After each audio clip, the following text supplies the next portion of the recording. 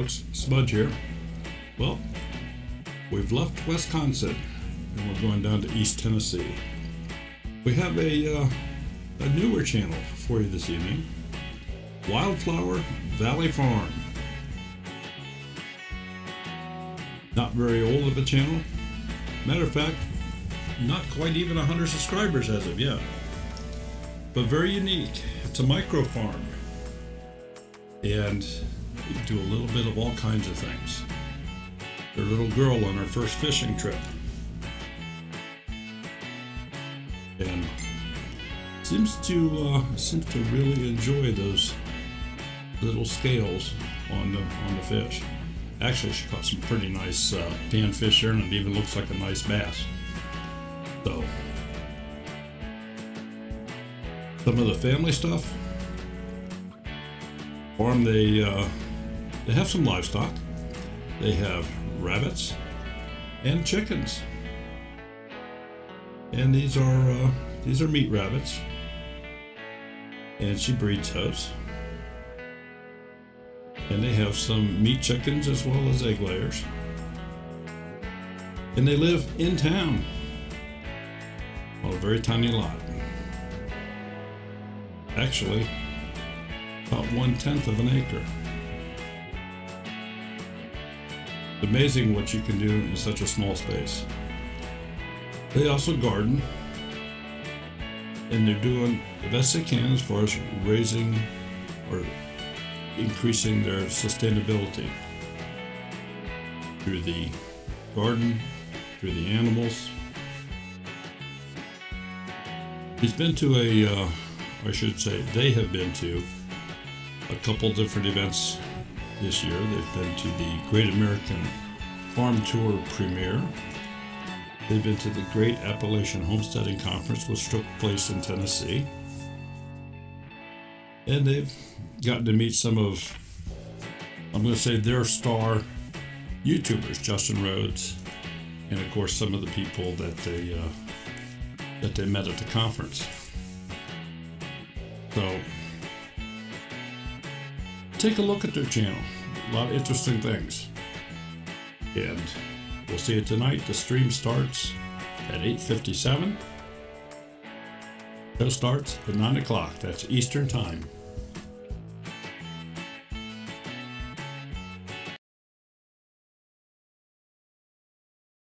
This time I was ready, watching that countdown. Hope everyone had a great weekend. Did around here, got a lot done. Starting off for a new week. This tonight is Wildflower Valley Farm. Jane and I had the pleasure of meeting Nicole and hubby and the gorgeous little munchkin at the Great Appalachia Homestead Conference. Thank you. Did that, and Freddie, woman grows a lot of stuff. She has a lot going on in her place and does it very well. Good teacher. Starting out on small properties, so bring them on out and we'll get this thing started. All right. And there they are. Hi. Hello. David, say hello. Yes. Oh. Well, so you're in Eastern Tennessee. Yes. Born and raised there? I was. David was born in Newark, Ohio. Oh, really? Didn't you Uh-huh. about going back to his family life? I was. You didn't catch that. No, I was. I was doing something else. Ohio. And but yeah, Newark, Ohio. That's just a little bit down the road from us. Can't you tell she has the accent? He doesn't. It's like me and Dana. we know she's Southern and I'm not. So, all right. Well, they're only half Southern. Half Southern. Half Southern. That's right, Half Acre Dreams, another Buckeye. You got that right. I didn't even think about that. Well, you know, people from Newark have a funny accent anyway. As we like to say, when I was growing up, we've always called it Nurk. Newark. Nurk. N-E-R-K. A little bit And in if you- Southern Ohio. If you go through Newark, they still have those T-shirts that say Nurk Ahia on them, because that's how all the locals pronounce the name of the town. Well, that puts you down in the area where there's kind of some famous ground here in Ohio. You're pretty close to the mounds. The mounds are in Newark and Heath. Yeah, that's most of the mounds are not all of them, but some of the larger ones are. Yes, in Newark. Matter of fact, I think every other thing in South Newark and Heath is called Mound Builders something or other. Of course, there's a reason for that. Okay. Oh. So anyway, how long have you been homesteading? We bought this house in 2006, and I guess it was probably the next year in 2007 when I started a garden, and it's just kind of been growing little by little ever since. Okay. And of course, back then you didn't call it homesteading. No, it was just a garden. Yeah, she's a gardener, a farmer, whatever. So Yeah. We actually, I guess technically we started out with pet rabbits that eventually became meat rabbits. We had those in an apartment where we weren't allowed to have pets. Gotcha. Well, I think our landlord knew it and just didn't say anything. He might have, I don't know. you know, I was watching some of your videos, and I'm a little curious if that one rooster has gone to freezer camp. Not yet, Yeah. but The appropriate word. he's too little to bother with. I don't even want to take the time to pluck him. He's just a feisty little thing, isn't he? He's mean. He attacks me every day. I go let the chickens out, and he comes out trying to spur me. I forget He's what too other little to channel- actually hurt me, but he gets on my nerves. Another channel that I watch, and they also have one that every time she goes in the area, she gets attacked by the. So, how many chickens do you have? I have no idea. I haven't counted. Just a flock of them. I have 11 Cornish rocks is all I can tell you numbers on. And everything else, I'd have to actually stand out in the yard and count them. And that's probably subject to change due to the time of year and. I actually, when the baby was born, I got rid of everything except for the rabbits. And this is the first year since then that we've had chickens. So Okay. I'm just starting back with them again. So Most of what I have will eventually end up in the freezer. My plan is to end up with about 10 egg layers for the permanent flock. now I'm curious for your egg layers. Are they the brown egg, light brown, dark brown, green eggs, blue eggs, Easter eggers? They're mostly brown eggs. I could not find any Americanas. Nobody around here has them this year. I'll be darned. So, in your area, and I obviously don't know. I know about where you're at, but in your area, is there things like a Tractor Supply or Rural King or stuff like that, or do you get your chickens from Craigslist or some? We have a Tractor Supply, and it's just a little over a mile from where I work, and about 20 minutes from here. Okay. And then Tennessee has what's called the Tennessee Farmers Co-op. There's usually one in every county. Okay. And so we have one of those here too. Okay, and I guess I'm not familiar with those, but that's that's a storefront. Is that what that is? That supply? It is. feed? It is. Yeah. It's a retail store. Anybody, there's not like a membership or anything. Anybody can go in there and shop. They call it Tennessee Farmers Co-op because they buy everything in bulk. Okay. They do have memberships. And I think technically we are members.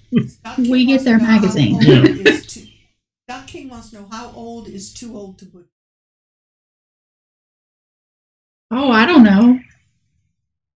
I don't really know the answer to that. I mean, I've For a butchered. chicken? Yeah, you can butcher anything. You I just don't have to think there cook is it such a longer. thing. If you butcher an old chicken, you just don't fry it. You just it goes into the crock pot or the stew pot. You might have to crock pot it for a day or two.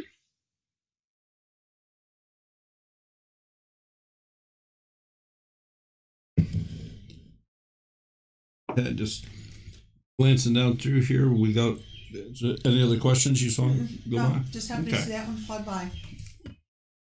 So, something else that I've noticed in some of your videos, your proximity to the railroad is extremely close. You could set up a railroad depot there off your porch. Yeah, well, if we were on speaking terms with the railroad, that might be a good idea. Yeah, Our property line, according to our deed, is 15 feet from the center of the railroad tracks. So, I'm just a little bit curious. I've not, most of us, when we see railroads, the only time we see a train is when we're stopping on the street and waiting for it to go by and we see it rumbling by. But I would almost think something like that shake your house. It does sometimes. It does. Wow. That's crazy. So You have to readjust pictures on the wall and stuff like that. Sure. You have built-in earthquakes. You have to determine if it's a train or if it's an earthquake. Right. We've had an earthquake this year. We here did locally. have an earthquake, and I didn't know what it was. Yeah. I've been to a couple of them, and at first I thought that something in the garden or something out back had just fallen over. Oh, what in the world is that? And it was really an earthquake. It wasn't the train passing through. I'll be darned.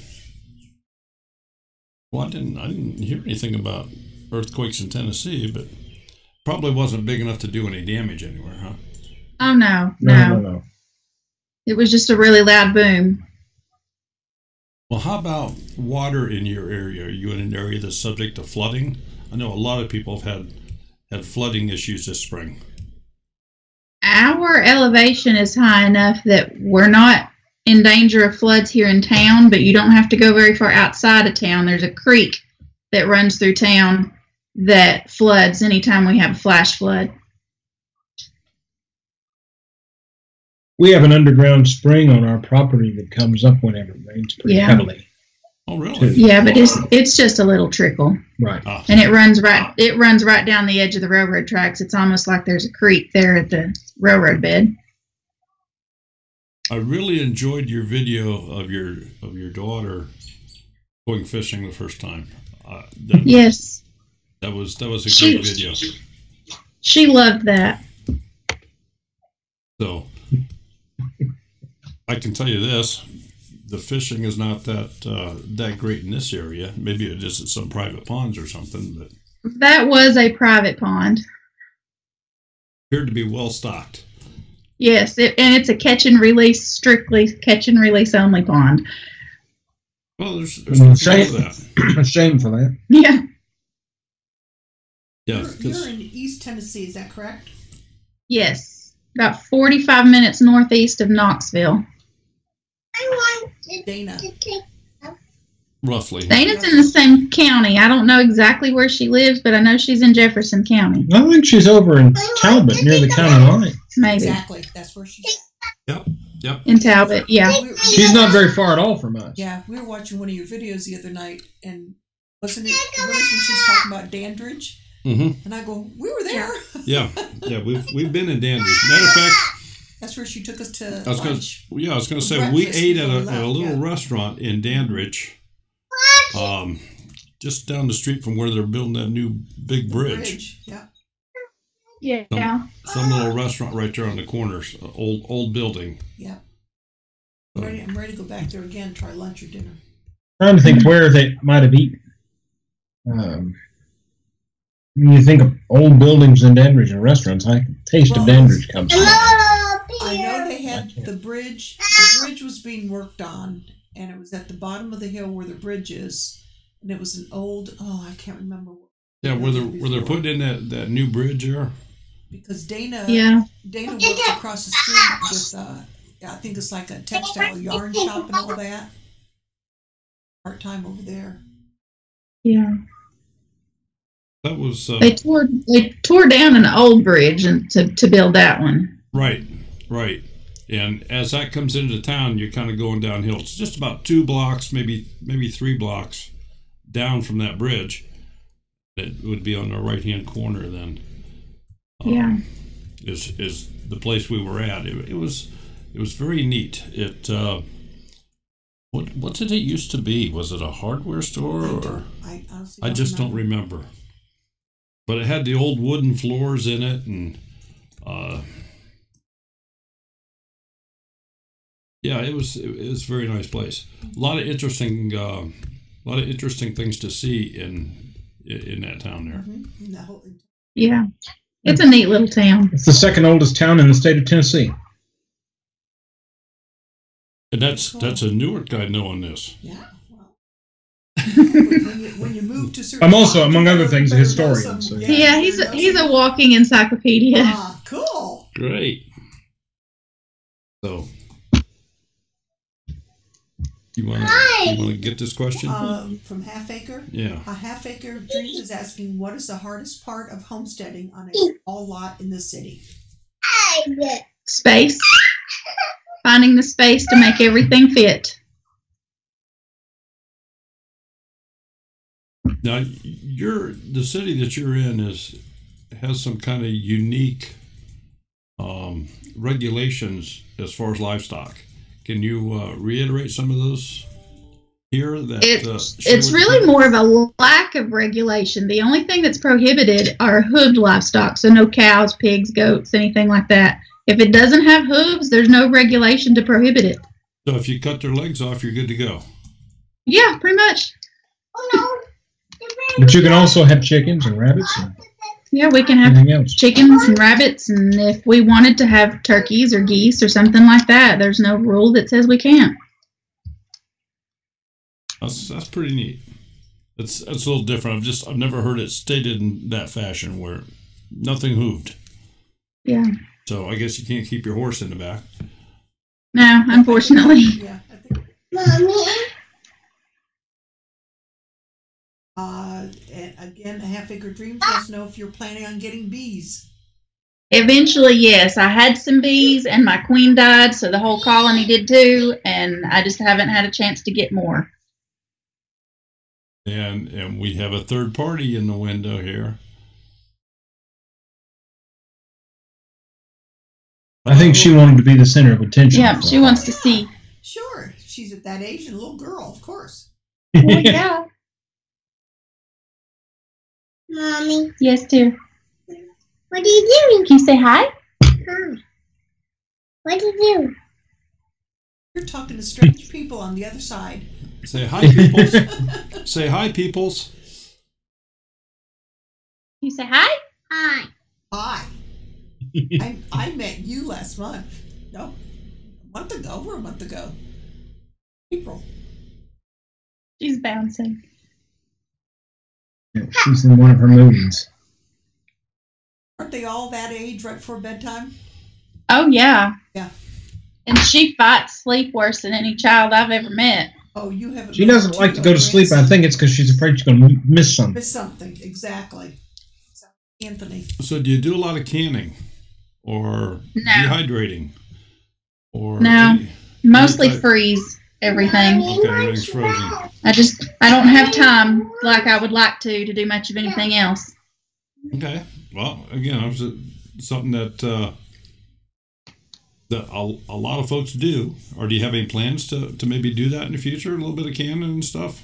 Possibly. I mean, I am interested in it. I actually have a pantry full of jars, but Get me that. Is that a picture? You've done it. It's not something that's never been done here. yeah. And I've done a few things like pickles and jelly and some of that kind of stuff that doesn't take a long time. Mommy, Yeah, I was Mommy, gonna say what maybe is make up that? some jelly. And, Until recently, I had a glass top stove, and you can't do a lot of canning on those. So right. Right. Mommy, I want you back. So have you thought of any plans to add more in the way of perennials to your food supply? Things like grapes or elderberries or that is in the works. We actually had a very large maple tree cut down this year, and with it gone, there's a lot more space for something like that. I'd like to do, fruit bushes. I don't know if we're going to get into trees that much. I have a peach tree that's self-pollinating. Mhm. but I don't know if we're going to try to do a whole lot of trees, but I would like to have like maybe raspberries and blackberries and blueberries and things like that. Okay. What's your favorite thing to grow? Probably tomatoes. Have a favorite? Tomatoes and beans, I guess. You have a favorite type of tomato? My favorite type of tomato is a Mr. Stripey. I like that one. I like a hillbilly tomato. Yeah. I've never tried that one. Those are great. Those black creme, I think it's called. And I just discovered a couple years ago a black cherry tomato. Those are my next favorite. They're almost like candy. That's what they taste like. I'm lucky some of the tomatoes even make it into the house. Yeah. Especially when the grandgirls are here and they go out helping me harvest. Yeah. 2 for me, 1 for the bowl. 2 for me, 1 for the bowl. Right? Then they wonder why their tongue burns after a while. Oh, we got somebody in the channel here called Getting Started on Homesteading. They live in the city somewhere with 3/4 of an acre. Yeah. That's a bigger lot than we have.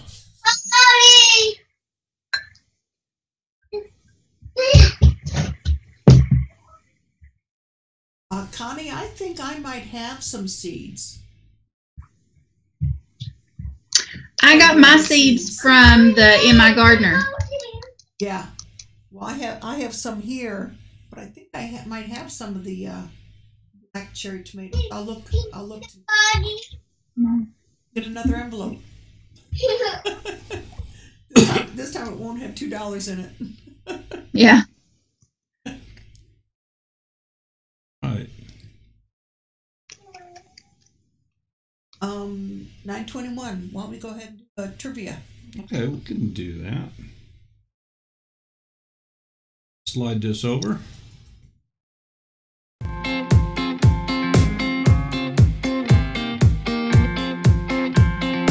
That's a good question. We'll answer that.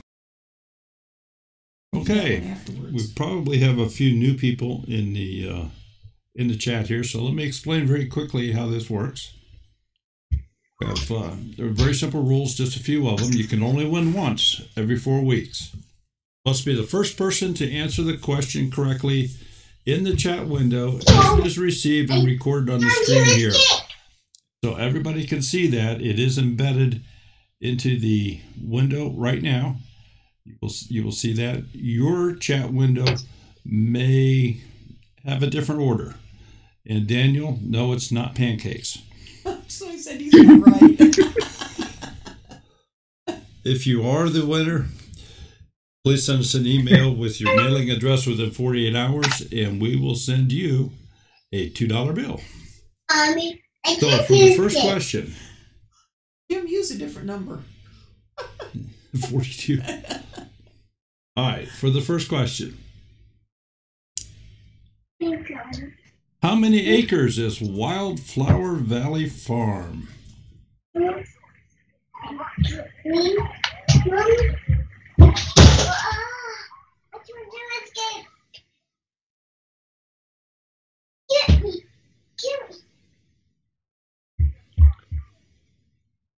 Let's see if anybody can come up with the answer. There we go. Half Acre Dreams, 1/10.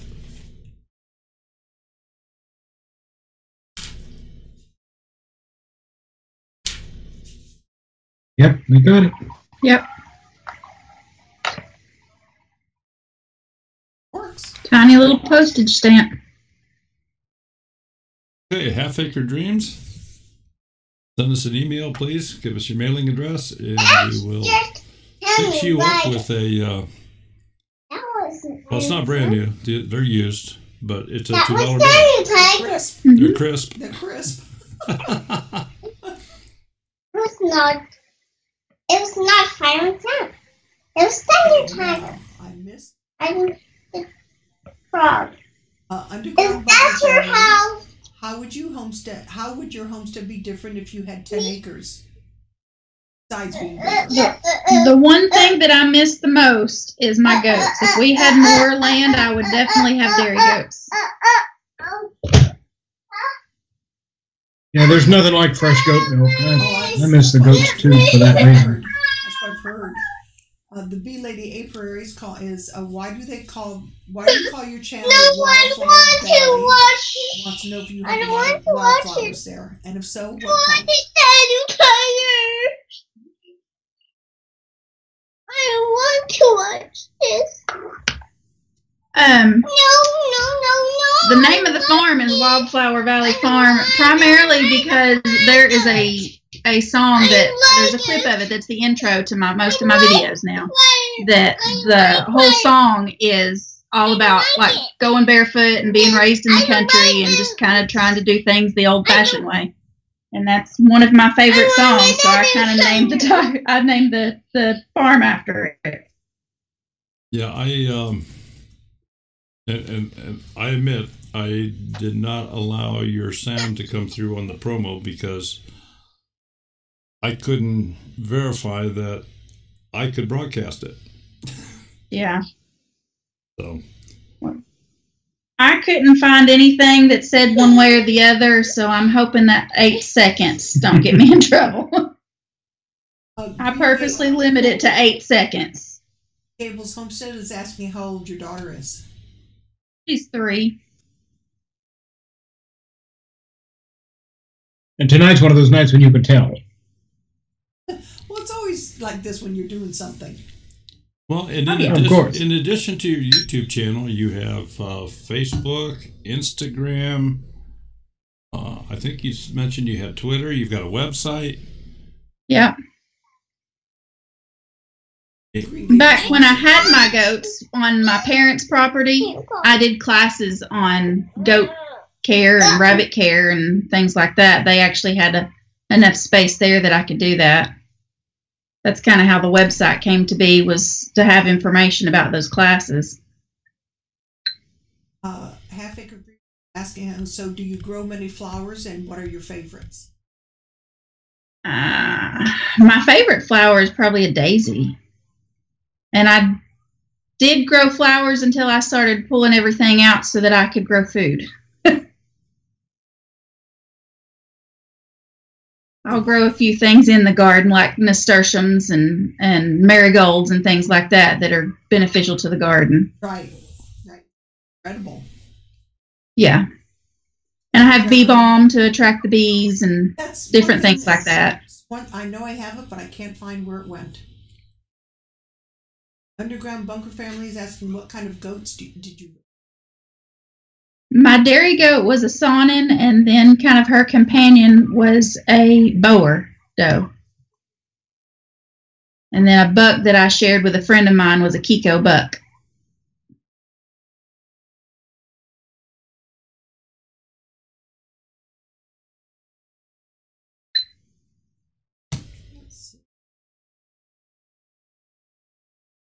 Okay, in your gardening, have you experimented at all with Garden of Eden type gardening?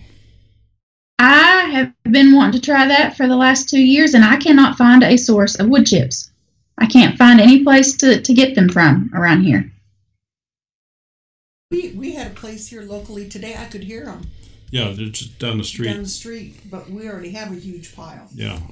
Yeah. 2 huge piles we have to get rid of. Yeah. If you can find, I talked to the city here. The little town we're in. The utility board goes through and shreds branches and stuff when people lay them on the side of the road. And they were supposed to bring me a truck full when it got full, but that was like over a year ago, and they haven't brought me any yet.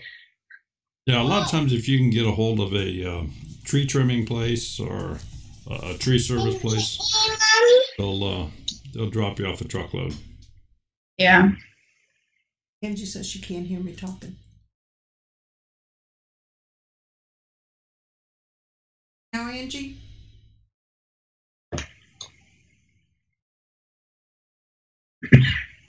Barley, I'm sorry. Angie's at Barley? Barley? She's going to fly. Crank it up here a little bit. This year, once everything gets up good in the garden, I'm going to go through and basically just mulch it with cardboard and see how that works out. That's what we do. We put, You know, and there's a lot of people saying, oh, we won't do that because they say there's chemicals in that on cardboard. Yeah, save it all winter long. We're going to be putting some cardboard down, especially the walkways in our garden. Yeah. And then we put mulch on top of that. Mm-hmm. I have used like feed bags for the walkways and stuff in the past too. Thought about that. Went to somebody advertised on Facebook, the marketing, that they had peach tree saplings. They were selling $1 each. You know, you had to come dig them out. Yeah. What do you think? So we went out to get a few. Came home with 5. Now we had to figure out where we're going to cross our fingers that they'll last. Angie, the only thing I can think of is you need to turn your hearing aid up. You're really going to smack me on that one. Mommy. We can hear you. Yeah, it's still cutting out a word or two here and there, but we can hear you. Grandma Rose said after asking a year ago, she finally got 2 loads of wood chips from the highway department. Yeah. Oh. I'm going to call the city and ask again. I don't know if it's Jason or Robin, but I see Big Bear's in the room here. Yeah, they just got here. And they had a question. Or a statement, I guess. Oh, they use spent hay for mulch. Yeah. I tried that with a bale of hay that I got from the lady where I kept my horses when I had those several years ago. And I did not know that she had Johnson grass in her hay. And now that's what I do most of the time is pull Johnson grass out of everything. Wow. It's my turn. That stuff is evil. Rolling. It's worse It's than my crabgrass tummy ever thought about rolling. being. Is my tummy rolling? Is my tummy rolling? Yeah, B lady My says tummy feedback's a rolling. good idea if you can get them. Jason's selling the tractor, so you're off the hook. So I'm off the hook. Yeah. Oh, he could have just, brought it up here and we'd fix it in the driveway. There you go, Jason. Miles from you. You could just driven it up. 70s on here says you can use end rolls of newsprint. That's a good idea. A couple of years ago, when we had our other house, that's what I always put down was newspaper. Yes. Yep. Yeah. Oh, I save junk mail and cardboard and all kinds of stuff for that. I plant everything so close together, though, I have to wait till the plants are up and pretty close to mature before I start mulching around them. Don't know where they are. Yeah. Yeah, that's what I was thinking the other day. I said, well, I could, use the weed whacker and then just cardboard down, but then my luck, I'd be covering the plants. Right. Jason said, if I could have drove it, I wouldn't need your expertise. I'll just winch it up on the trailer then and pull her up. Saves all our Amazon boxes, no matter how flatten them. Exactly. Yeah, and they come in all sizes. You can order a screwdriver and get a box the size of your kitchen table. Oh yeah, I ordered some material. Ordered some material last no rhyme week. or reason. And we got home from going somewhere, and there was a huge long box sitting on the front porch. And I'm going, I wonder anything that big. It should have just been in a small, like one of those envelopes, a bag. Nope. They sent the fabric on the bolt. It was still the wooden bolt was still through the material. How funny. Being in town where you're at, do you experience much in the way of predators be out for your chickens and stuff? I have not had anything in the last several years. When we first moved here, we had some stray dogs come through and kill some rabbits. There have been some coyotes in the area. And I have seen a raccoon wander through, and my dog is killing baby possums. I have yet to see an adult, but there's a baby possum in her dog lot about every third day. Oh my goodness. Goodness. Yeah. Well, I would assume pretty soon have the whole family. Well, this has been going on for 2 years, though, and I still haven't seen the mama. This went on all summer last year, too. Just their, I don't know, nose to the tip of its tail might be 10 inches long. They're all the same size. So share with us, if you would, what your future plans are for your channel here. Where do you see taking it as far as types of videos that you want to produce? And I think you've done an excellent job in the short period of time you've been doing here as far as putting some different things together for content. But what kind of direction do you want to see your channel go? I really honestly haven't decided for sure yet. The idea when I started was that it would be primarily vlog type material, but I'm terrible at filming vlog type material. I think I'm too much of a perfectionist. I want everything to be set up, and so it's just kind of turned into more of a, this is how I do things. This is how I set things up. This is how I operate kind of thing. So, David, does that mean she has to pre-stage all of her video stuff and do 3 or 4 takes before she gets it right? I don't know that she does 3 or 4 takes. I've seen you redo entire videos before. I have done that. Yeah. Yeah. I mean, you've gotten one done and decided you didn't like it wasn't so much you didn't like the content, you didn't like the way it was laid out when you were through with it, and you just said, I'm going to redo the whole thing. Yeah. I've seen her do that. And she's not a perfectionist, but I think she does care that she put up quality content, and she does a good job of it. Oh, I think when I watch her videos, I'm reminded that she did those classes, because that's the way her videos come across to me. I'm like, this is my wife, the instructor, and she's very good at that. I can do the same thing, I think, with theology and politics that you can do with agriculture. Well, there you go. Throw that into your channel too. Put that in the mix. Oh Lord. I think we're going to leave politics out of it. No.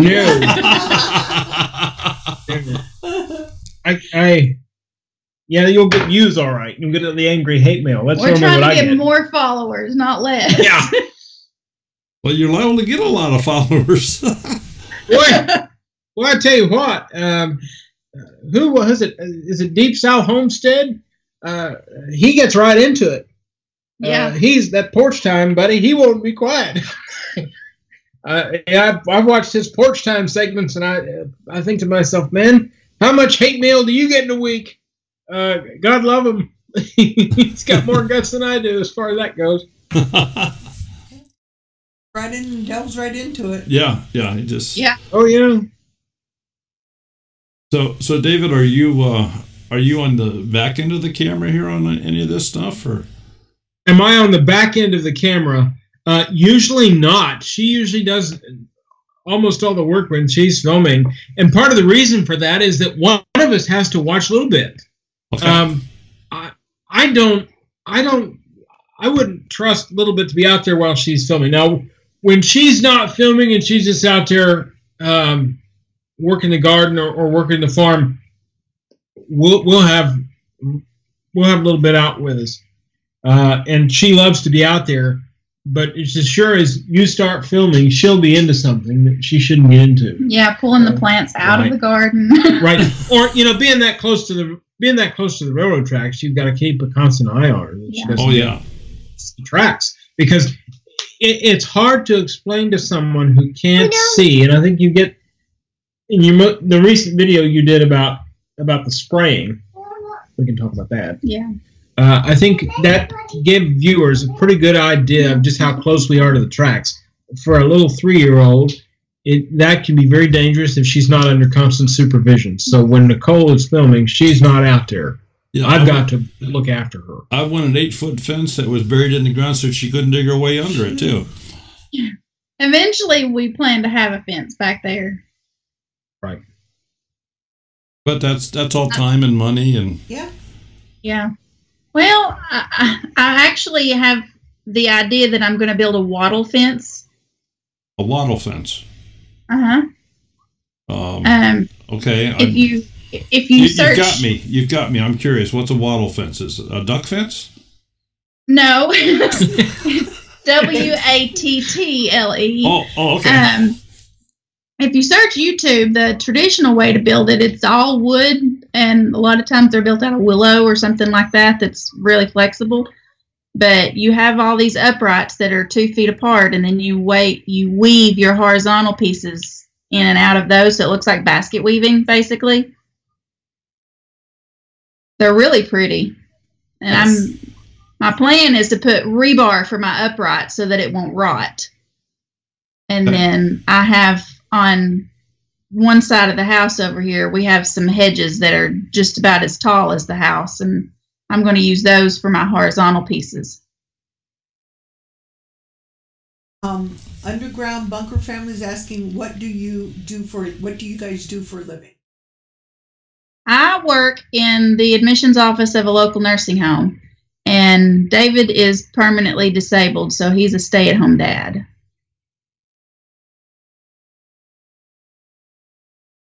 Sometimes known as the freaking deacon.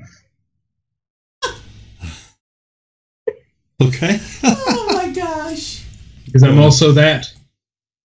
Are you really? Well, that's cool. Mm-hmm. So are you? I'm trying to think here. I don't think any of your latest videos have had much cooking in them. I know that you did some a couple years ago where you did something with some cooking.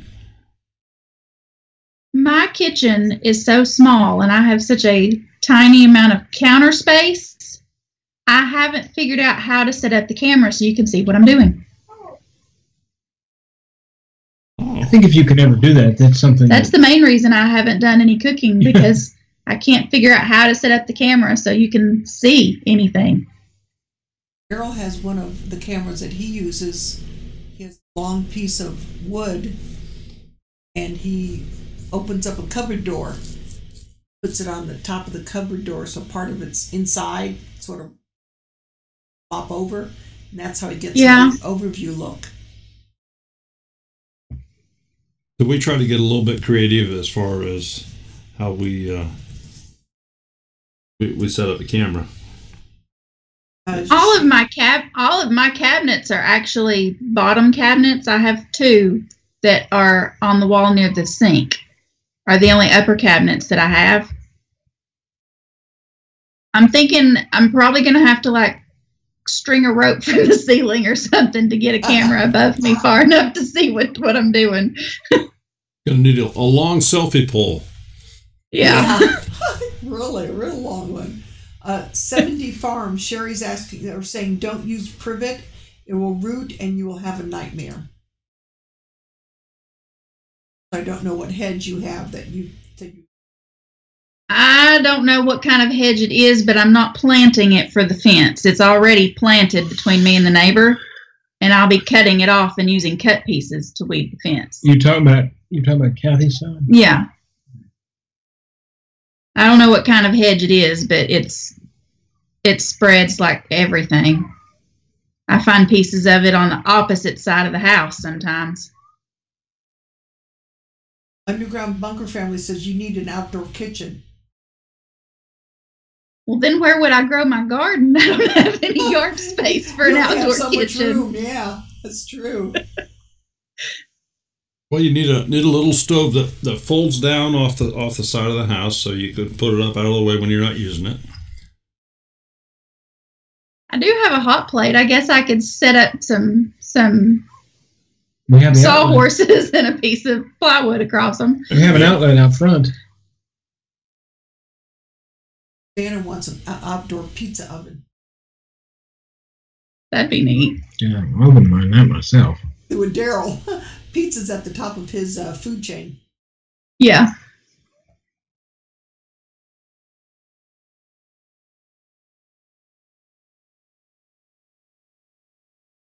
A lot of them were saying your head's.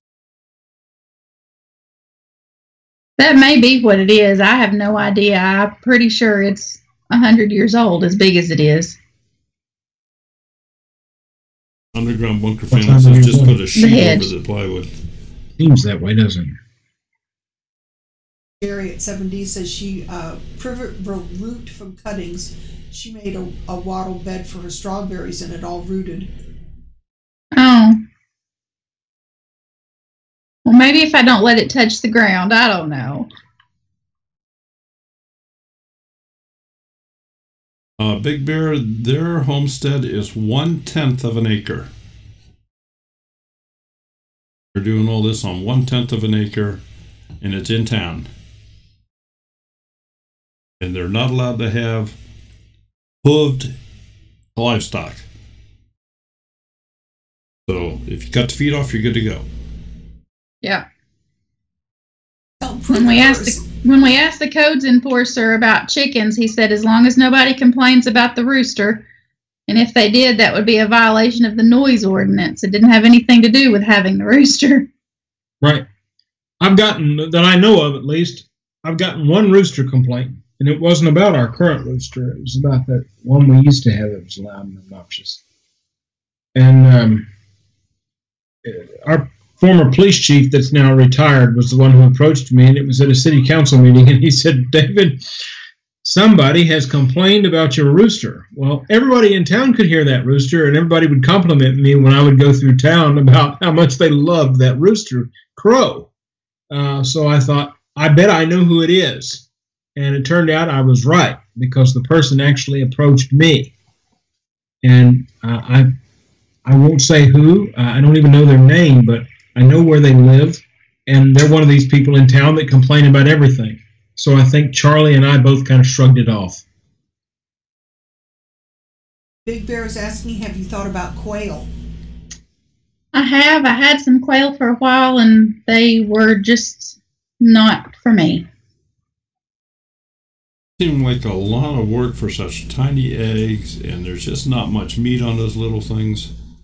Yeah, I couldn't get into the quail. I tried it and decided I didn't like it enough to keep it going. Have to fry 12 up for one person. Yeah. And they're hard to crack. Have you ever tried to crack a quail egg? No. I have not. I've never. I look at it. It looks like a pill. It looks like a pill. They pretty much are. But the shells are so thick, I mean, I almost had to crush them just to break them open. Underground Bunker is asking, do you dream of getting a bigger homestead, or do you like your smaller home? It's kind of twofold. I would love to have more space so that I could have the goats or maybe possibly a cow. But because it's just me doing all the work, I really don't know if I could handle more space, to be honest. Not as long as I have to work in order to pay the bills. If I could figure out how to get paid without having to go to a full-time job, then it might be a different story. I hear you. Have you considered in your growing space doing any microgreens? It interests me, but I don't know enough about it to really say for sure.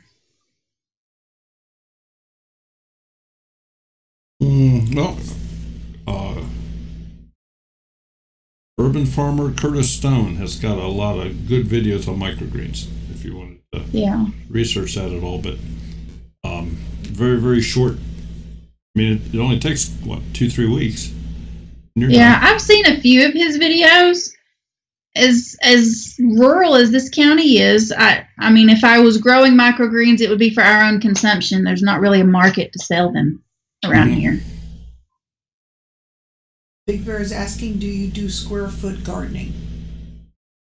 No, I do pretty intensive gardening, but it's not really square foot. I just kind of stick things where I think they look like they might grow and see if it works. There she does Nicole gardening. Take a bath, Mommy. Sometimes it works and sometimes it doesn't. Hear you on that one. I truly. Sun shoots are all the rage right now here. Okay, 7D. I don't know what a sun shoot is. Is that sunflowers, maybe? Oh, that could be. You had a few of those in the. Well, we've got sunflowers, but not the microgreen sunflowers is what I think that is.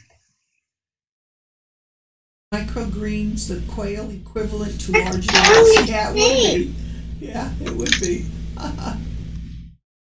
I'm planning to try and start growing fodder again in the near future for the rabbits and the chickens too. Another trivia time? Let's go ahead, Stancho. Let's go ahead and do another trivia. Alrighty.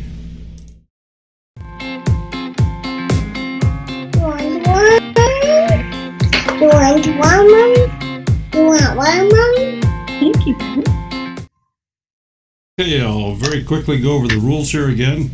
You can only win once every 4 weeks. You must be the first person to answer the question correctly in the chat window as it's received and recorded on the stream here.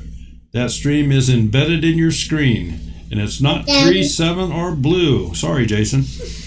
What is And that? it's not cheesecake. So if you're the first person to answer the question correctly as it's recorded here, we ask you to send us an email with your mailing address, and we in turn will send you a $2 bill. You want it? So, question number 2 for this evening. What breed of rabbits are they raising at Wildflower Valley Farm?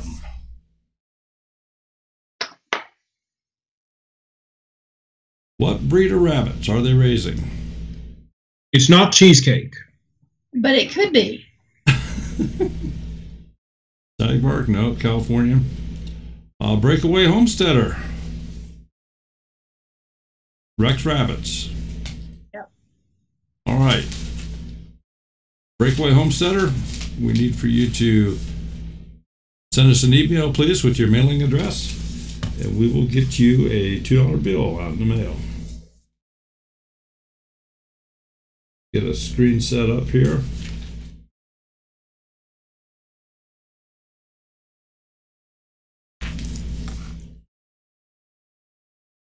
And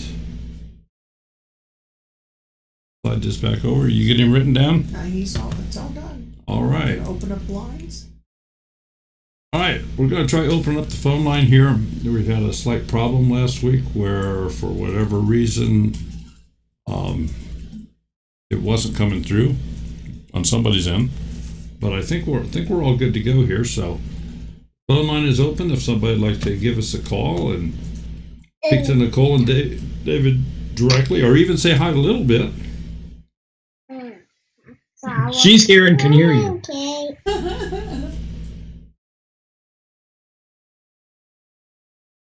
That's all the pancakes. Oh, we're having pancakes. Here you go, Daniel. Somebody's doing pancakes for you. You want it? I think banana pancakes are her favorite. Oh, yeah. Oh. Nice. Son.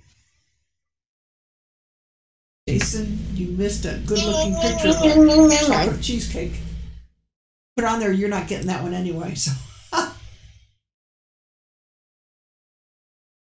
very unfortunately, it has to do with how your internet.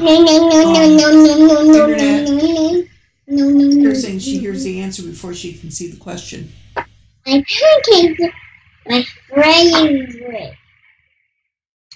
You want one? You want one? You want one? See the answer in chat before you even hear the question. I No. would recommend, Carrie, that you refresh your screen if your video is that far behind. And I see Country Girl has joined the room.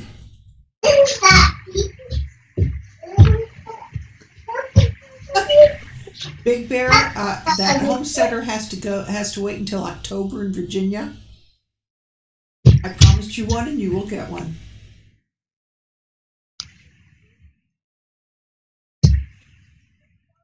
Promised. Somebody discovers a cheesecake tree, I'll grow one of those. Yeah, I'd That like one of those myself.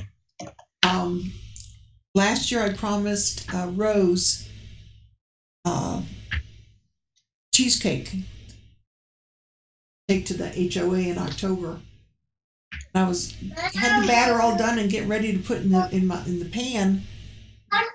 This thing is going to go, travel 7 hours. So I made little tiny individual cheesecakes for her, box, and handed them to her. Well, Big Bear, I won't be able to ship it to you, so you're going to have to wait till October. He's just wanting us to come down to his place. There he goes, and that's exactly what he just said.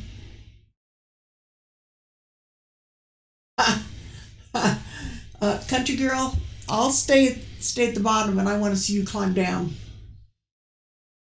Oh, a cheesecake party. Cool.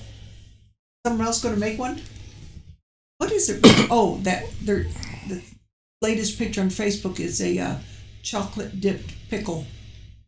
Who's this? And there's just a picture. Yeah, chocolate. And Rose said something, and I said, I'll bring one if you eat it. Rose says, okay. Challenge I don't know about folks. all that. I know. Chocolate dipped pickle. I love chocolate. I think I'll pass on that. I need to make some Play-Doh. Oh, Blaze can make a cheesecake? Awesome. But my cheesecake has 40 ounces of cream cheese in it, Jason.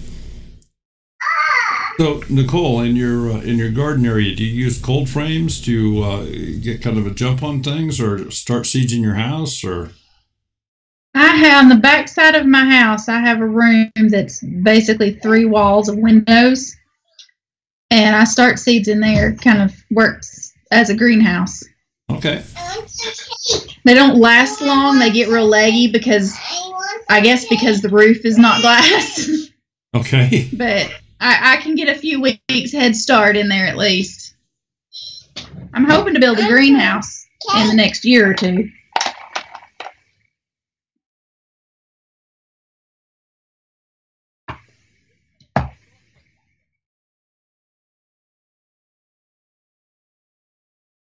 Yeah, well, Normally we can start putting things in the ground in April around here, but this year it was an entire month late because the cold weather just wouldn't end. Yeah, Mother Nature played some cruel tricks on us this year. Yeah, we skipped spring and went straight to summer here. Yeah, we went from frozen ground to heavy rains where everything flooded to summer. Yeah. We had no spring. Yeah, we had flooding, the worst I've ever seen it in our neighborhood here. It's absolutely crazy. It's really bad just over the North Carolina line from where we are. Yeah, around the Asheville area, they've had bad flooding the last week or so. I'm just it with you. So and I just happened to see this come up in the chat here. Do you grow any potatoes in your garden, or? I have never had any luck with potatoes. I've tried several years in a row, and they just never do any good. I don't know what I'm doing wrong.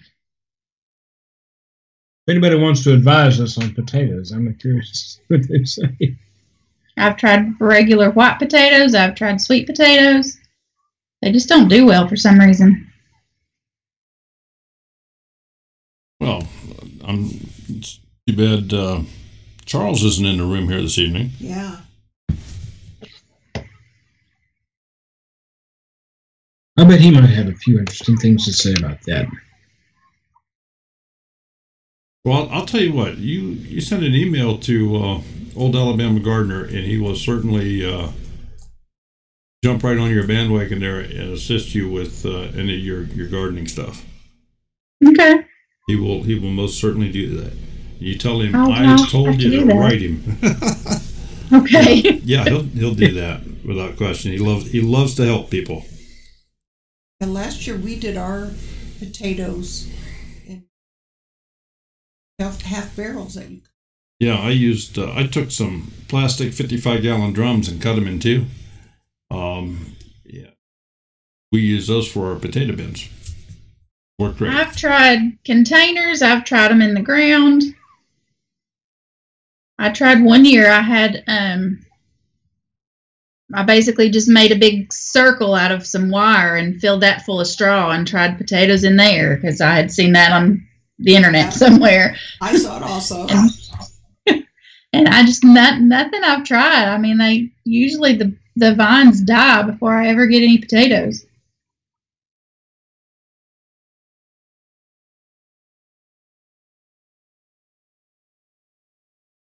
Molly potato box. Wow.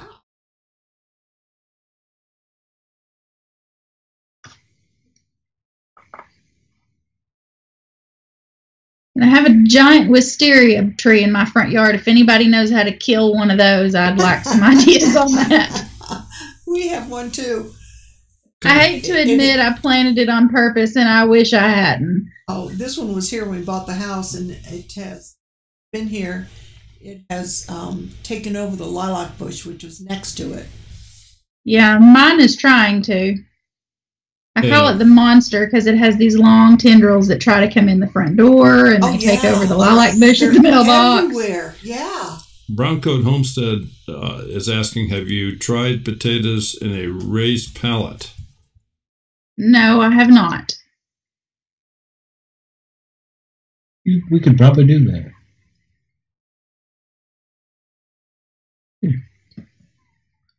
Don't know if it'll work, but we could probably do it. Yeah. I need some more pallets.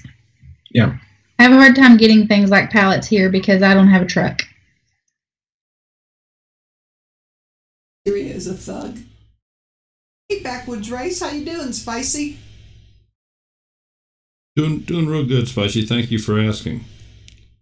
I have purposely cut my wisteria back to a nub in the middle of the winter because I was hoping it would freeze it out, and I think it grew bigger and better the next year. Once that stuff gets hold, Yeah. it's and all the runners that it sends out under the grass, I'll find a chute 20 feet on the other, 20 feet away from the tree. Yeah, I can attest to that. Oh yeah, I can be weed eating 30 foot away from where I think it's a bush, and all of a sudden it's got my weed eater, taking it right out of my hands. It'll beat you up with a weed eater. Yeah, that's why I said it's almost like that thing from the play, the movie, Little House of Horrors. Yeah. Yeah, it does. Sucks everything into it. Folks, if you want to call in, phone line. Actually, I'd like to have somebody call just so we can test it. We had a problem last week that only kind of worked half, and much I hate to say it, it's the best way to test it. Maybe Jason or Spicy or where's June at? I don't know.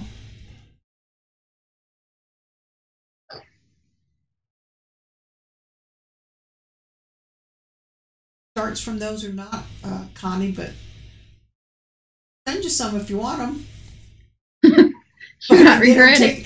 Providing they don't take over the postal truck on its way to your house. I was going to say they'll take over your house. Yeah. I wonder if it's a felony to mail wisteria. I'll put it in a box, handle it with care. Just want to tell them what's in it. Right.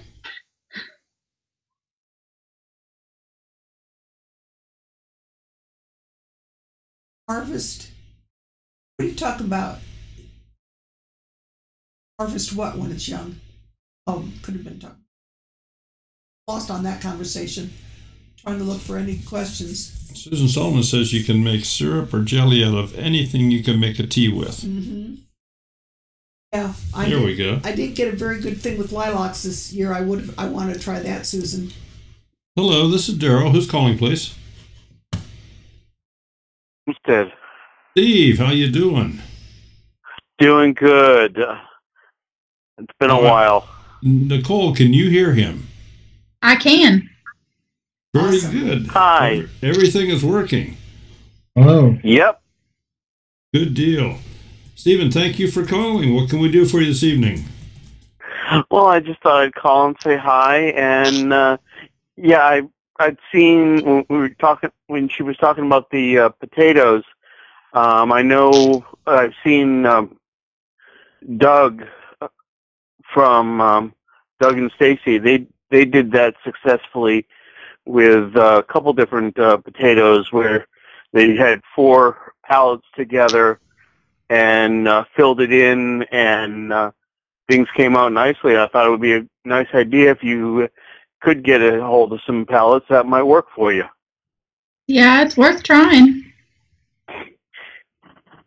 Yeah, between Doug and someone I know near my sister, they've tried it up here in New Hampshire, and it's just a matter of getting some good dirt. And if you do, I don't know if you do composting. I hadn't had a chance to check very many of your videos yet, but that's another way to do it, creating your own soil to have some good earth.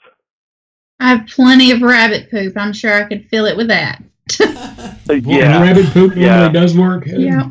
It's one of the best I fertilizers in compost. noticed that one video of yours, Nicole, where you were kind of scanning over the garden bed, and it just looked like somebody was playing marbles. Yeah.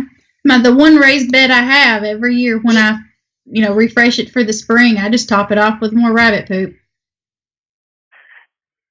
Yeah, I know. I keep forgetting who it. One of the ladies talks about the rabbit tea for mixing that with the rabbit manure and for a liquid to pour over for gardening and helping your composting and all that. Yeah, I've done that like a liquid fertilizer for the garden. Yeah, I think it was a dirt patch.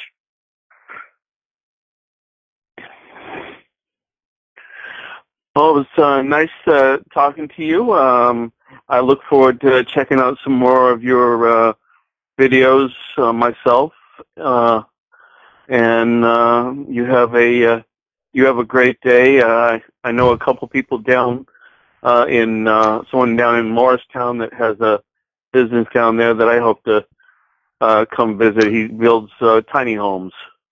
Oh, that's neat. We're not far from Morristown. Not far at all.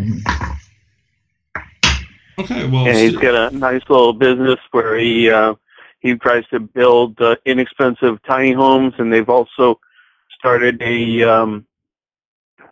little tiny home community not too from where he's at.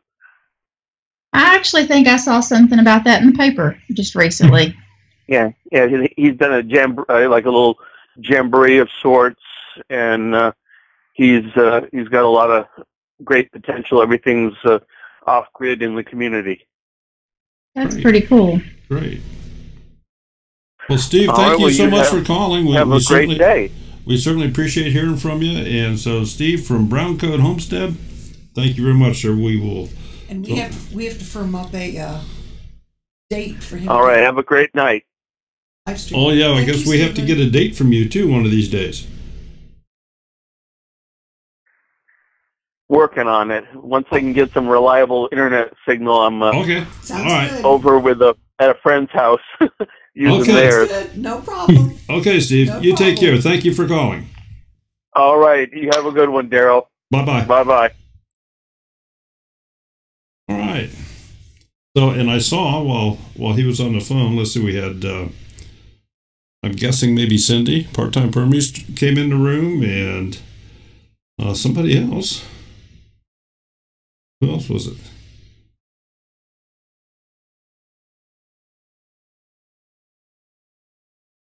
Oh, Red Duchess Farm is in there. Mark's here. Yeah. Mark and Jamie. So, Cindy, is the weather halfway decent up there in Michigan? Or is...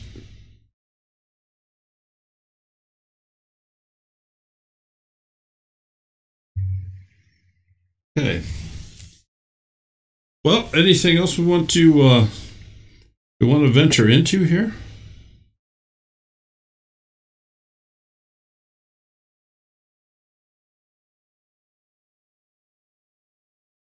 Yeah, it was in the high 80s, low 90s last week.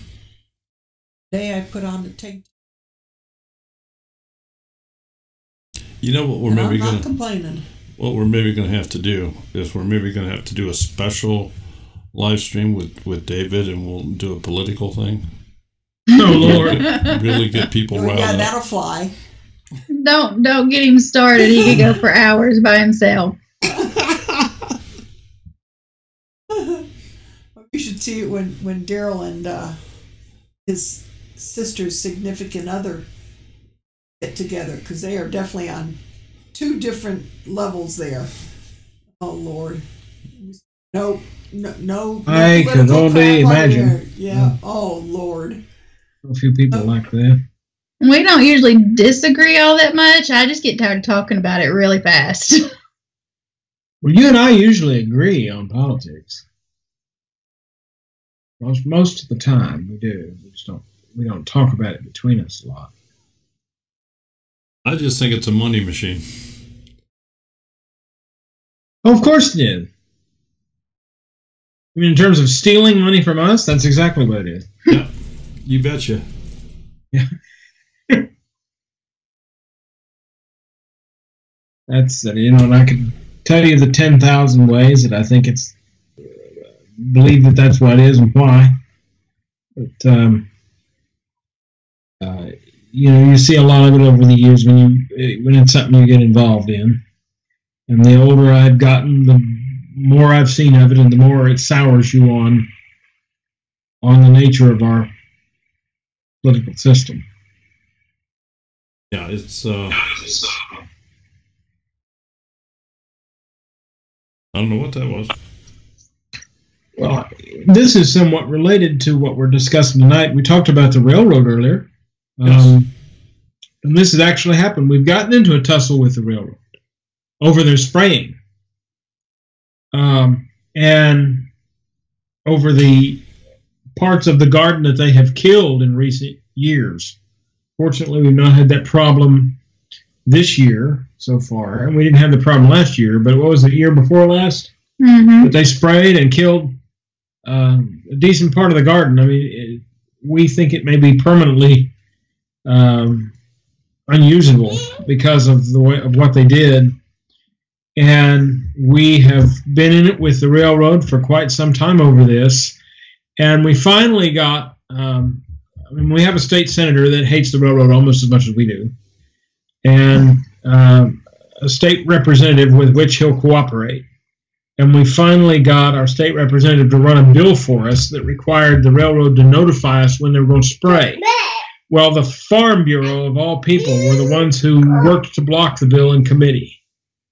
And in my mind, I'm thinking, why in the world would the Farm Bureau want to block a railroad bill? And our state representative told me that he didn't know why that was, but he could tell me that the railroad was the most powerful machine at the Tennessee state capitol. And that you couldn't get anything past the railroad because they were in just about everybody's pocket. And the ones they weren't in their pocket, they actively worked to defeat. And that's real typical of how, in terms of being a money machine, how things work. They don't work for the people, even when they want to. Crazy. And there's so little one can do about it. Yeah. Very disheartening.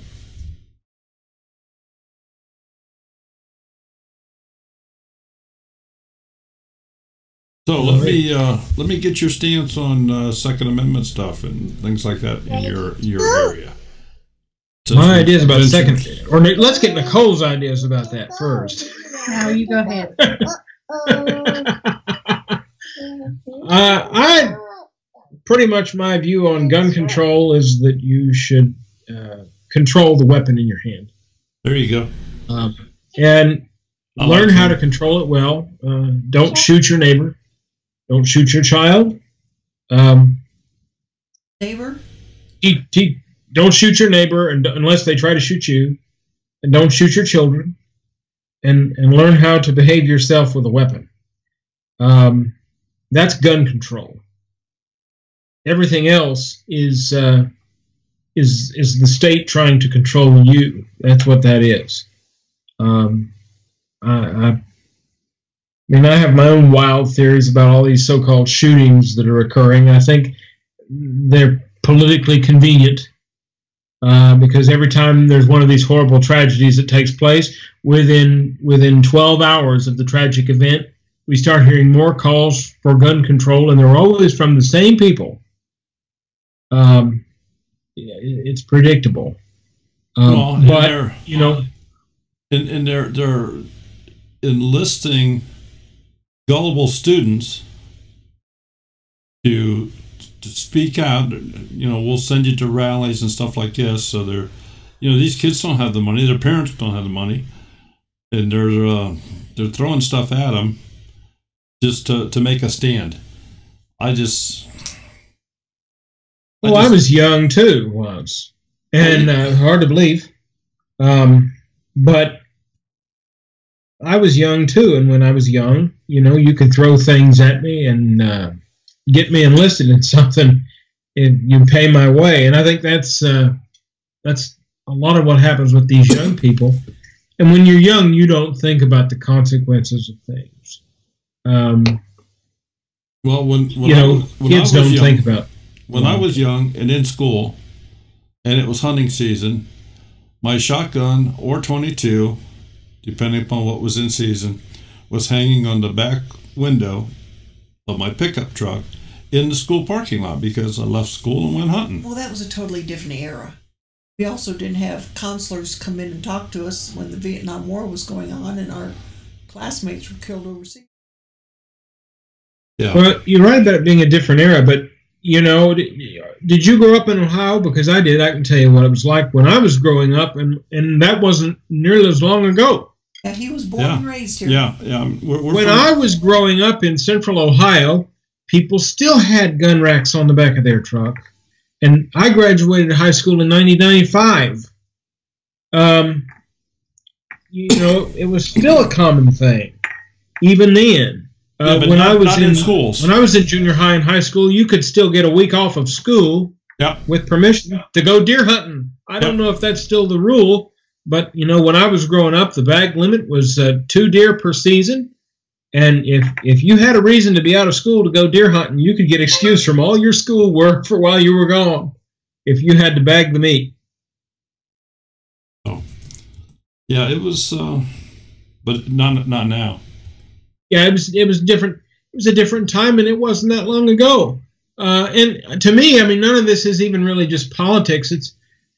It's related to homesteading and farming in the sense that the fact that it's no longer like that is actually what makes this lifestyle a little bit more difficult for those who want to get involved in it. I don't think that you can function on a homestead without some kind of a firearm around. At some point, you have to shoot something. And I pity those that live inside cities where they can't have a firearm and try to do this. I don't know how you could function without having something in the house. And I don't advocate that everybody should own a gun. I'm actually not. I know there are those that think that. I don't think that, it's your life. If you choose not to have a weapon, fine. I don't think you should be involved in farming or homesteading without one. And I don't think it's good to tell people they can't have one. But I'm not going to tell somebody they have to have one. Right. But we need to have a society where if you are able to have a weapon, that you can have one if you need it. And it's a shame that we now have a society where people are afraid of weapons instead of them being a tool. I think that we're going in the wrong direction. Yeah. And don't get me started on the moral state of the country. I could talk about that all night long.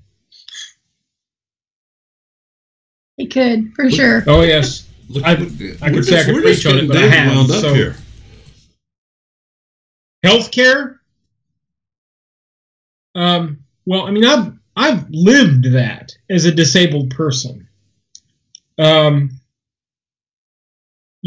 People will tell you socialized medicine is bad, and I agree with that. I mean, to a degree, when you have a disability in our society, the worst thing about our current healthcare system, and about, for that matter, Obamacare, I'll use that word, because now that is the law, and I think it's probably going to be the law for the foreseeable future. And I think the worst thing about our current healthcare system is, as a disabled person, I have better healthcare than you do. Yeah. I can walk into the doctor's office anytime I want and see the doctor. We have to worry about finances if... I'm pretty sure it'd be cheaper for me to just cut off my leg. Yeah. Now, if it was that way for everybody in the society, I don't think we would be able to do that. But part of the reason why my health care isn't as good as it used to be is because Obamacare actually made things more difficult for me. Because the standards of my health care, and they told us what? That it was going to be better for everybody and we'd get to keep our doctor and all this. Well, I did get to keep my doctor. But as far as I can tell, the standards of access and access to care have not improved for anybody. And it's actually made things more difficult for you and a little bit more difficult for me. I think one of the things that has happened in our country where healthcare is concerned that I think is really awful is that you can't make decisions with your doctor anymore. You either have doctors that try to tell you what you should do, and then you have to do that, or they'll threaten to drop you, or you have doctors that don't want to get involved in your care. Doctors are afraid of direct involvement. Doctors won't make house calls anymore. And I think I see those things are wrong with our healthcare system to me. I don't think that's good. I see somebody in the chat right now is saying they've got a $7,000 deductible. What's your deductible now? It's something like... Mine is $3,000 deductible. I have to pay everything. There's a discount because of the insurance, but I have to pay everything until I hit $3,000. And then after that, I still have a 30% copay until I get to $6,000. Right. Obamacare. I have insurance basically as an accident policy in case I need to go to the hospital. Mm-hmm. Right. And I think that's the case with most people. I agree. I think what is really sad is that we have two extremes in our society. We've got either you have no coverage and you're having to pay out the rear end for your own health care, which people used to be able to pay out of pocket for their health care. And now they're not able to do that. We need to ask ourselves why that is. I think that's problematic. Or you have people can't afford any health care, and those people crying for so-called socialized medicine, which I think is probably the worst thing that could happen to our system. Because, well, I will tell you what I think will happen to me under that kind of a system, or someone like me, is that when I get to a certain age, the system will decide they can't take care of me anymore. And we can see that in countries where they have a full socialized system. You see it in Britain, you see it in the Netherlands and elsewhere. And, I'm afraid for anybody that has a disability in a completely socialized system.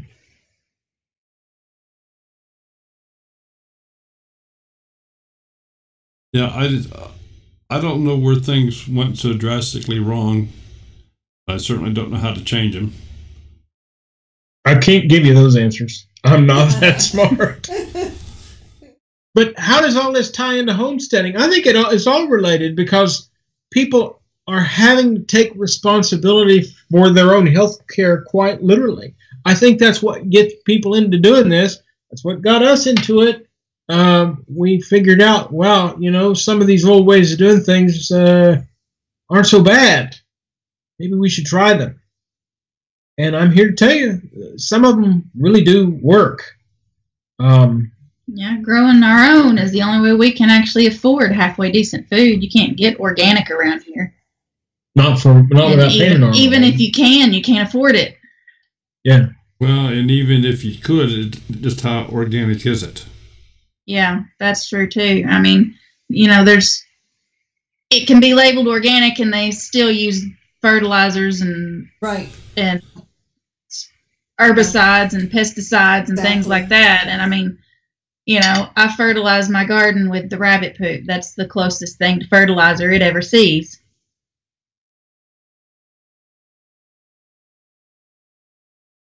But that's the best fertilizer probably you can put on it. Yeah. And I usually don't do anything about the bugs except squish them. That's why I think I have more herb books than I ever have before. And my mom was into it years ago when 30 years ago when nobody even thought about it. In fact, somewhere in my bookshelf over here, I have my mother's herb book. Used to make, the salves and the lotions and all that stuff. And people go, yeah. Yeah, and I want to learn how to do all of that. I'm just beginning to dabble in it, so I don't know enough to tell anybody anything, but I'm trying to learn myself. That's what I'm doing. Well, I know that as far as people that are in the chat here, Robin has a thing on essential oils, I think, every week. Mm-hmm. Big Bear Homestead, Nicole, I don't know if you're familiar with their channel or not. You need to become that way, I think. Okay. But Jason does a lot on predators. He's quite the outdoorsman. Like I say, I don't know if they're still in the channel here or not, but his wife does essential oils. Yes.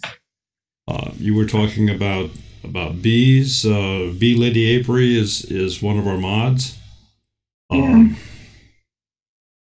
She could certainly assist you in anything you wanted to learn about on bees. Susan Sullivan is very knowledgeable about all this herb stuff.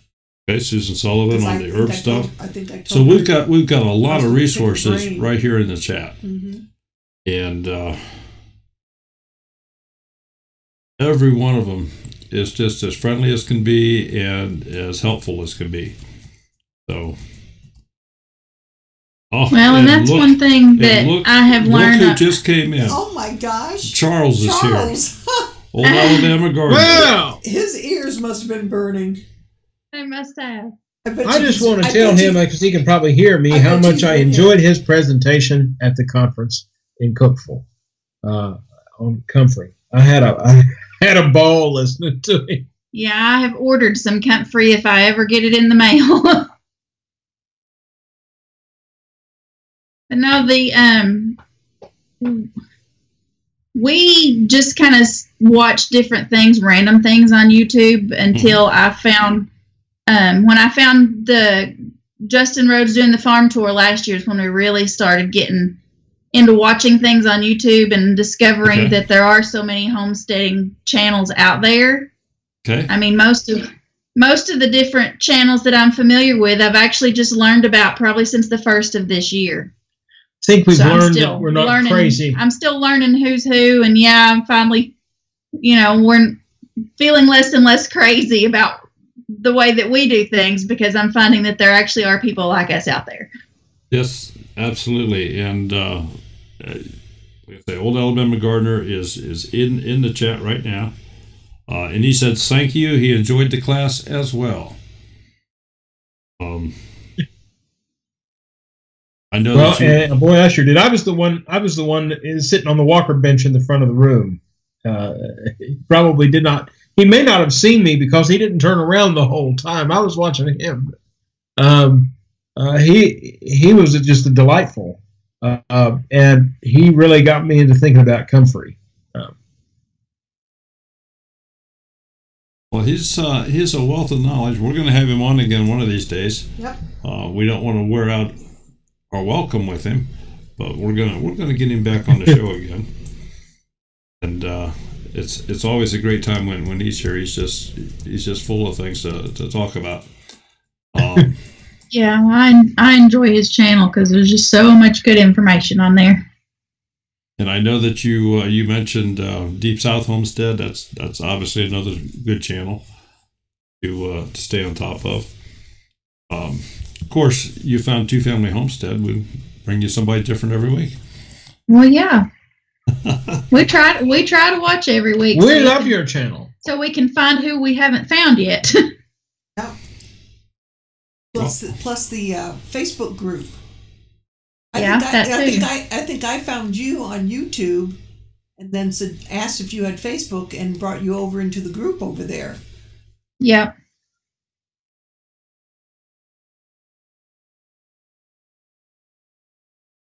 I found a lot more groups on Facebook after I found the different channels on YouTube. Just in case he wants to, I mean, I was sliding down here, but I'm going to open up the phone line here again, just in case Charles wants to call in.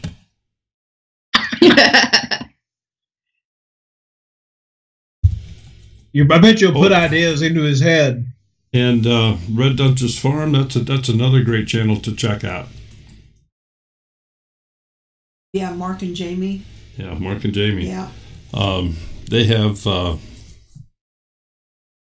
what is it called that she does with alpaca stuff? They make yarn, like. Well, yeah, some sort of. Like Dana does. Spinning. She makes the spin. She spins the wool. What is that? It's a feather one. Is it rolling?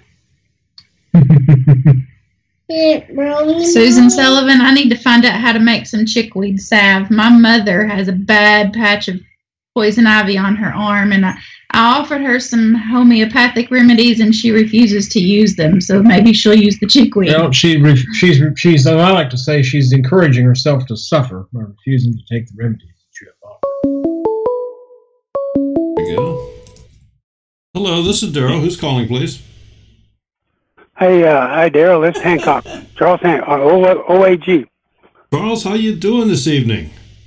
Hey, I'm doing pretty good. I'm tired. I've been planting pepper plants all afternoon. What kind of pepper plants you been planting today? Sweet peppers and hot peppers. I planted about 30 plants today. Oh. So you're not scared of the hot peppers? No. Well, it's like everything else. Moderation.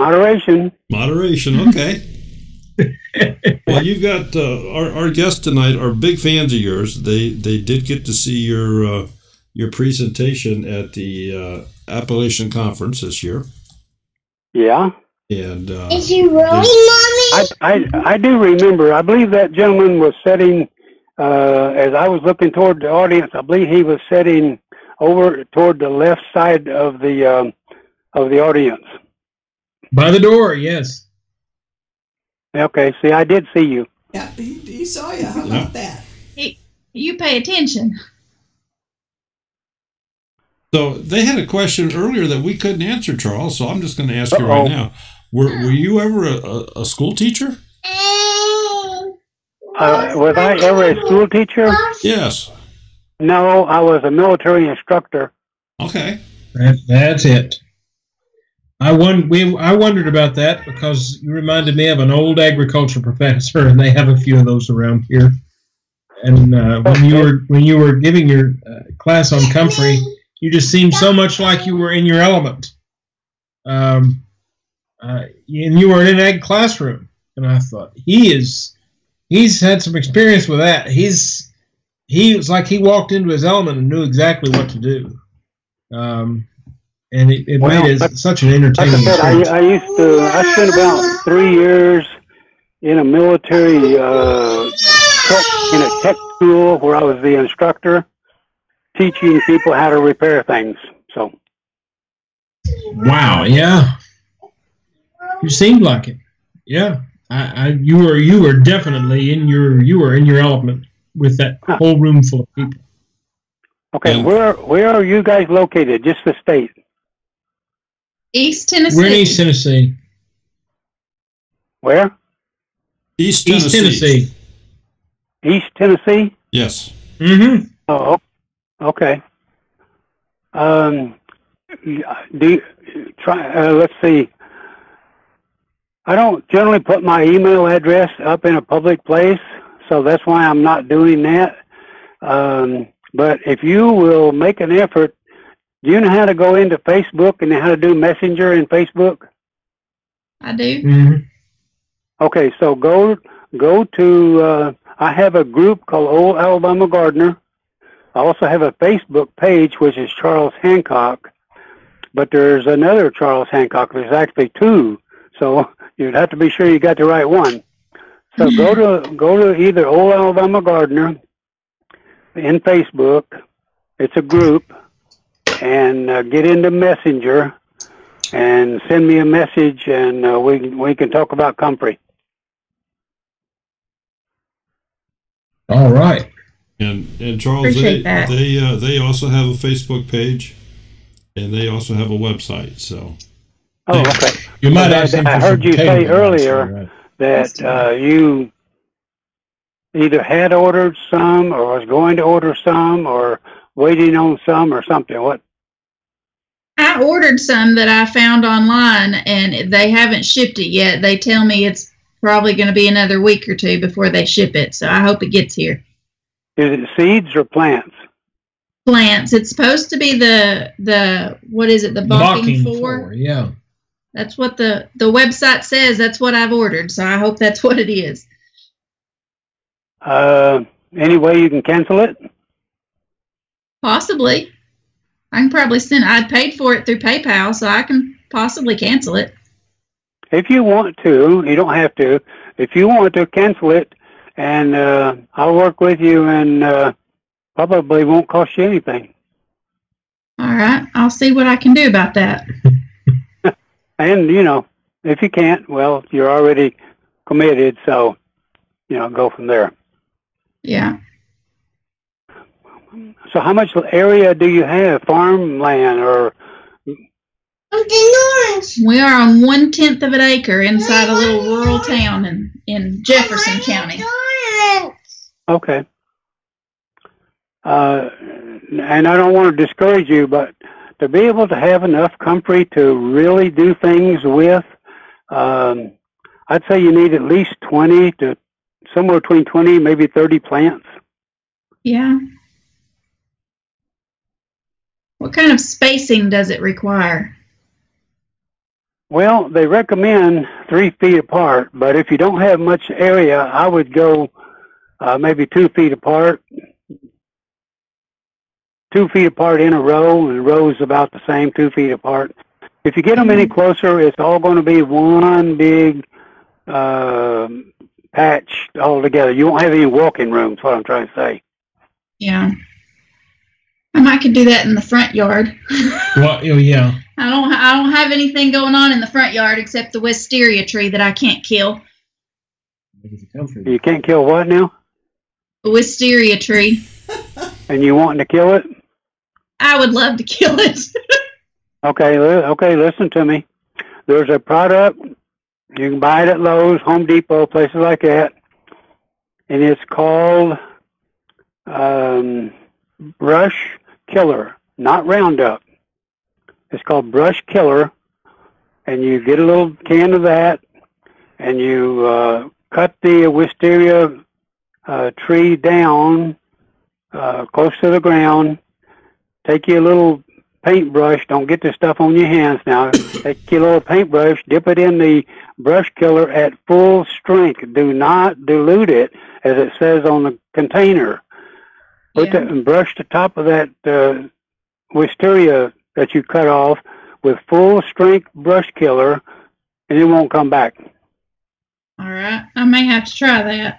There you go. Well, I know it works. If I didn't think it'd work, I wouldn't tell you to go do it.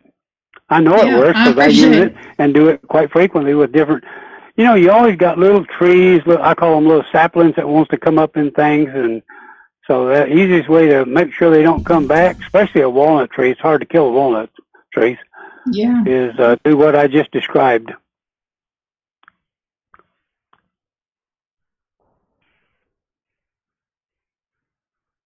I'll have to find some of that and cut it down. Right. So, but don't get Roundup now because it don't work. Not on what we're talking about. Yeah. Well, Roundup's evil anyway. We don't want to. Charles, This is true. Will that work with other bushes or trees also? Absolutely. Yeah, poison ivy. It's about the only thing that'll really kill poison ivy. Any kind of little bushes, saplings, little trees that come up, wild roses, all that kind of stuff. Oh, bush killer. I forgot the brand name. I think it's Bayer, but I don't remember for sure. But get brush killer, not Roundup. Brush killer. Yeah. I think I may have seen that. It seems like my mom bought some to kill some poison ivy. Well, a lot of times what people do, though, is they turn right around and mix it with water, as it says on the container, and it don't really work. It is by Bayer. You gotta put it on the cut off part of the plant at full strength, and it will not come back. And just paint it on with a brush. And I just put paint it on with a brush. I just put the link up if anybody wants. And I noticed when I looked for that, there was also homemade brush killer. Not that those work, but yeah, it don't work. Yeah, I'm gonna look for this because we have a locust tree that's coming up in the corner. Locusts are really bad because they. And we didn't plant this. It came from the tree across the street. Yeah. What I just described will kill it. Cool. All right. And it probably it may not kill the one that that it came from, but it'll kill anything coming up in your yard. And it's not something that you spray over a large area, so it's not like you're treating half the yard. You're going to treat individual plants. In your case, the wisteria that come up. That's good, so I don't have to worry about contaminating anything else. Right. That's right, and that's why I brought that up. Yeah, you're not doing a widespread contamination. All right, thought I'd just give you a little call and. One more thing, Charles. Okay. And I'm gonna ask for them here. What do you know that controls Johnson grass? Well, even Roundup doesn't do a very good job of that. I knew that was the answer.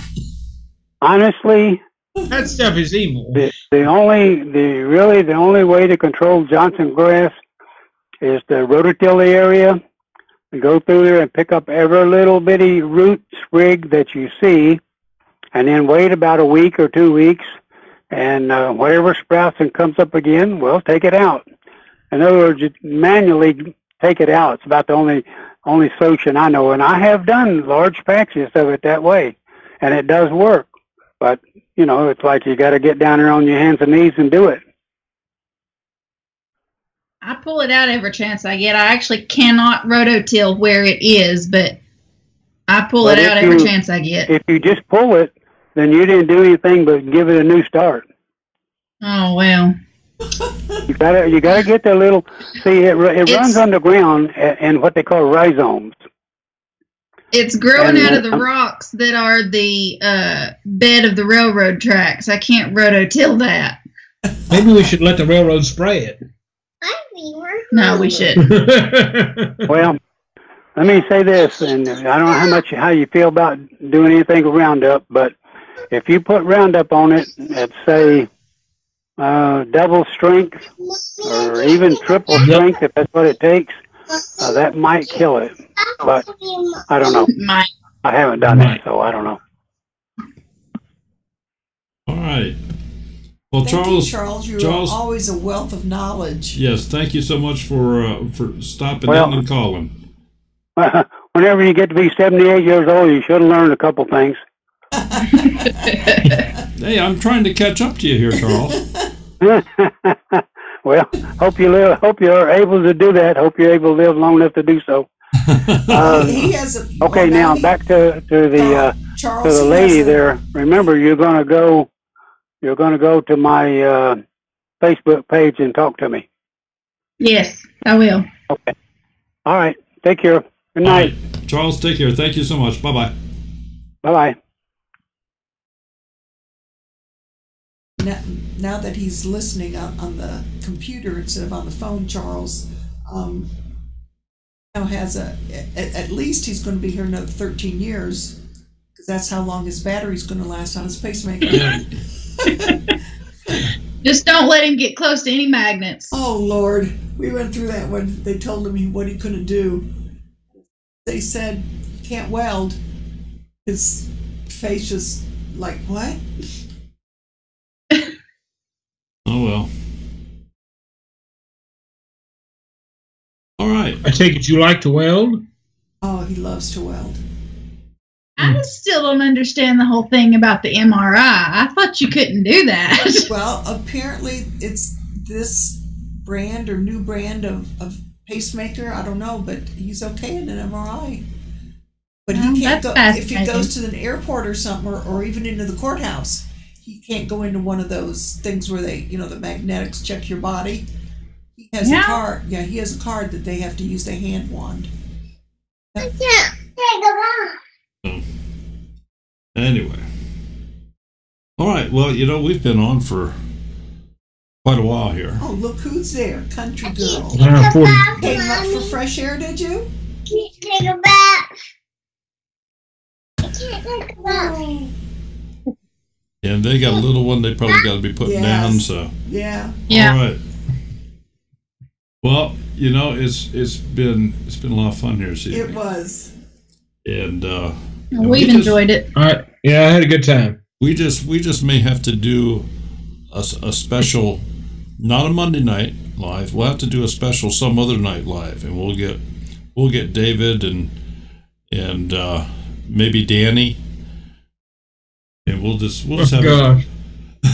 Mark, I don't think you want to see me. You'll have to plan that for a Friday night or something, so you can stay up all night. Well, you know what? My college degree is in political science, so we'd be here all night long. Daryl wouldn't have any problems with that. He stays up till 2-3 in the morning anyway. Oh, Lord. Mommy, I can't take All right. a bath. Well, Take a bath. thank you very much for joining us here this evening, and folks in the chat, go check them out by all means. Take a look through some of their videos. If you like what you see, click that thumbs up and subscribe to them. Leave them comments, and they're a young channel. Just give them a boost. They're up and coming channel. Let's. I don't know if Country Girl, if you have their link, if you could post it, would appreciate it. I'll go out here and grab it. I want to thank all the moderators for doing a wonderful job as always. What else what else am I forgetting? Got it all covered? There we go. There's their link.